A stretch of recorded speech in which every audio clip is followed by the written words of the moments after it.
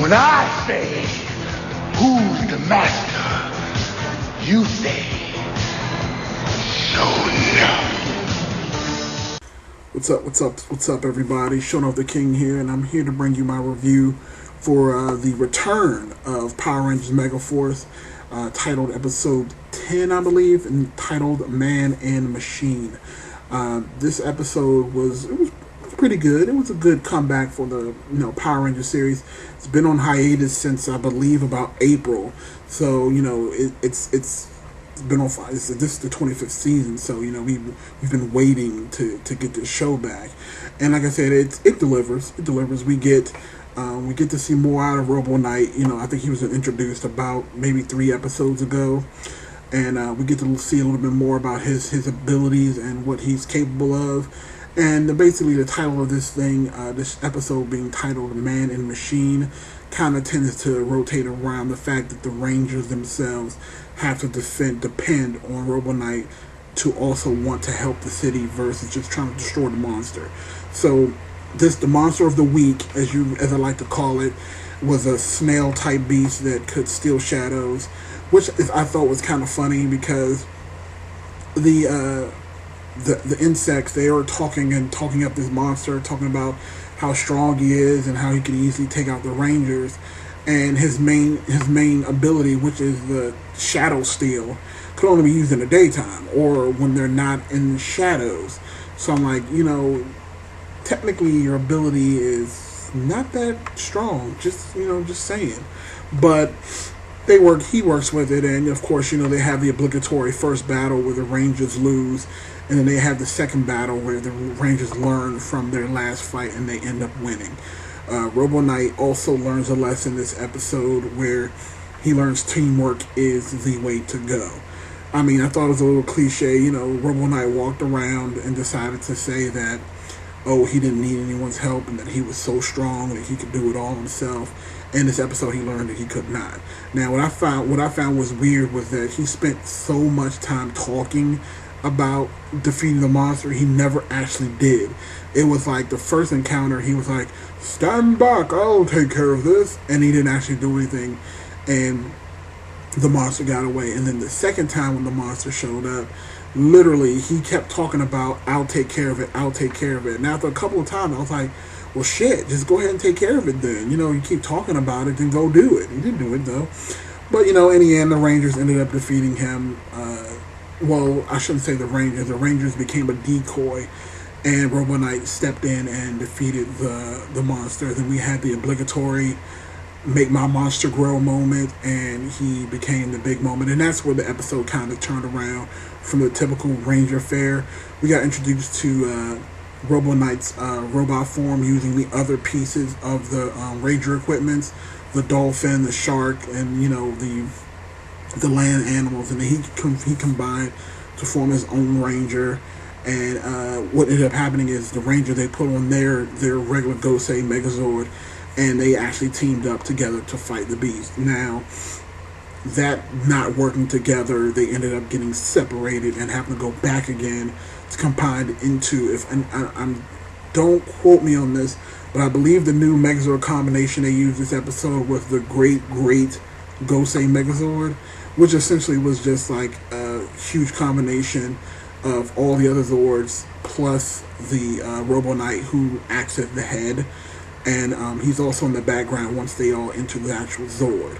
I thought the concept of the Zord itself was kind of cool, but I think we're getting to the part, and this is kind of where I wanted to have the discussion, is Zord creation. Like, again, this has been the 25th anniversary year. Power Rangers has been hundreds of different, I shouldn't say hundreds, it's been at least a dozen different, or a half dozen different Power Ranger shows, and they've all had multiple kinds of Zords, and I feel like they're getting away from the core aspect of what a Zord should be.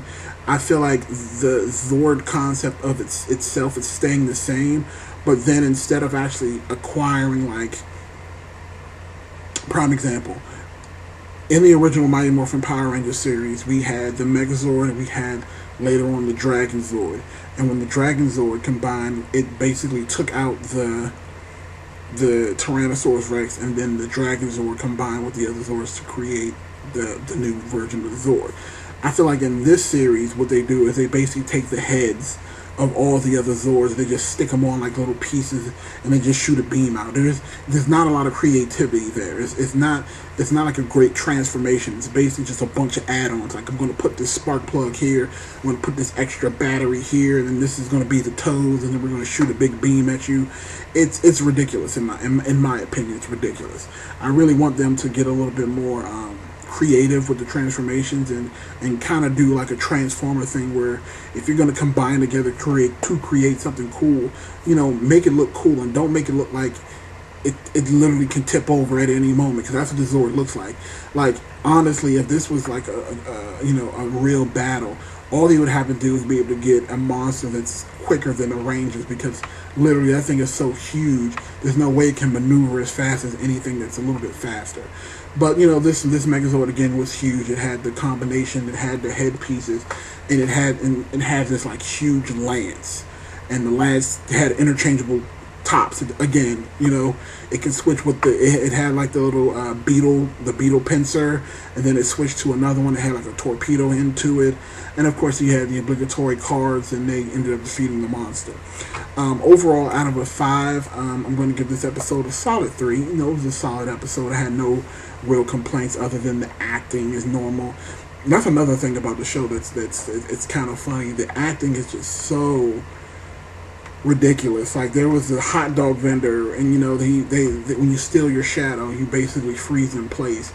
So at the time, there was a guy that works in construction, and there was a hot dog vendor that was pouring mustard on his hot dog, and literally got frozen as he was pouring the hot dog, the mustard on the hot dog.